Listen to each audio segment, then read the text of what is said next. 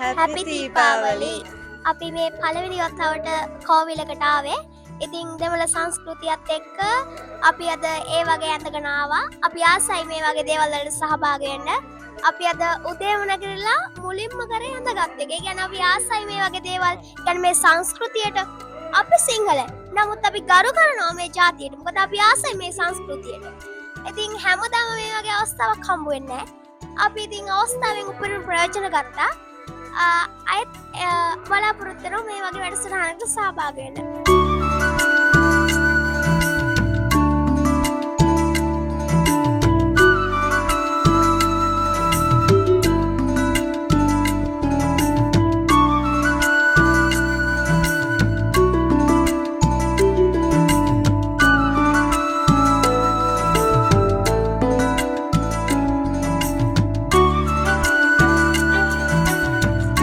අයිබෝවන් අපි අද ඇවිල්ලා ඉන්නේ වවුනියාව කතරගම දේවාලයට. අපි හරි මාසයි මේ වගේ ඇඳලා මේ වගේ අපි පළවෙනි වතාවට තමයි මේ ආවේ කතරගම දේවාලයකට වවුනියාවේ. ඉතින් අපි හැමදාම මාසයි මේ වගේ තැන් වලට එන්නේ.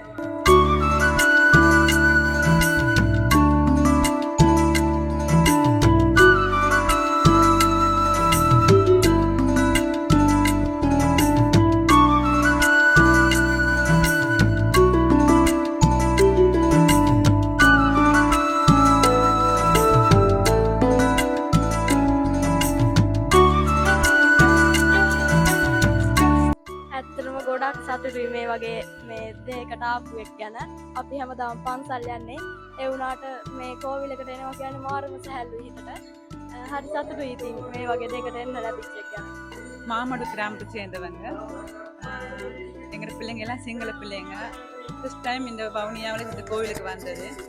இவங்க ரொம்ப ஆசைப்படுறாங்க இப்படியெல்லாம் பார்க்குறது. இவங்க தமிழ் முறைப்படி ரொம்ப விருப்பம்.